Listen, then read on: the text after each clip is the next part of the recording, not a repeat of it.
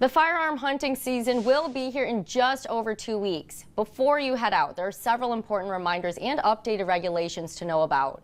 Michigan Department of Natural Resources Conservation Officer Wes Butler now joins Mid-Michigan Matters today. And Officer Butler, what are the new regulations for the 2024 season? Sure. Well, thanks for having me on, first and foremost. There's a number of new regulations for the upcoming season, and I just wanted to highlight a couple of them. One of the big ones, is that there's a new extended late antlerless season, which is brand new for this year, and that goes from January 2nd to January 12th. And that season is going to allow hunters to buy up to 10 extra antlerless licenses, and that's on top of the 10 that they can already buy for the regular season. So hunters can have up to 20 antlerless licenses legally for the year, and that's just going to allow hunters to get out and take more does this year and help manage the population a little better. And then the second one would be that public lands are now open for the early and late antlerless seasons. Historically, that's always been open to just private lands only.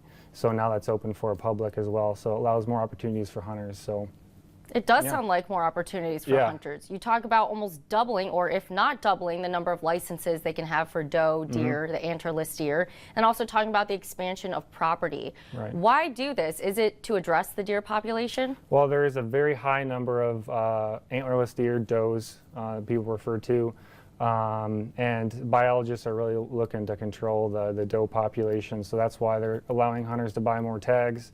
And then also opening public lands just allows people that don't have access to private lands to be able to hunt on the public lands as well.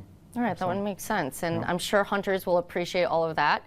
When it comes to deer season, what are the common violations that you as a conservation officer see? Sure, so there's a number of things that we run into every single year. One of them is baiting. A lot of people still bait. It's been against the law for a number of years now, but I think people get confused because at a lot of sportsman stores or gas stations, they still sell bait, and people see that and think it's okay. But although it's not against the law to sell the bait, you can't use it for hunting purposes. So just keep that in mind for the upcoming season. Another thing is recreational trespass. So an example of that would be if a hunter shoots a deer, it goes on to a neighboring property, and you don't have permission to go retrieve that deer, and you go get it without permission. That would be considered recreational trespass.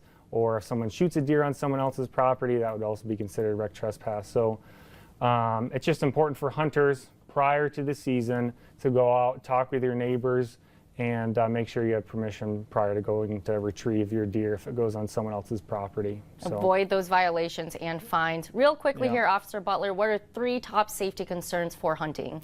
Yeah, a few safety concerns. I would say the biggest one would be hunter orange. Make sure firearm deer hunters, you have to wear your hunter orange. You have to wear it whether or not you're in a tree stand, you're in a ground blind, always have it on. And then another safety concern is the safety zone.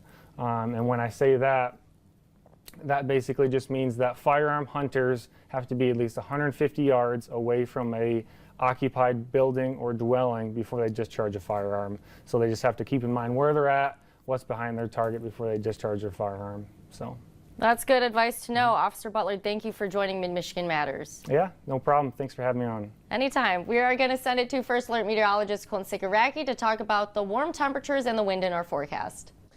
Yeah, Taylor, and what we're also going to be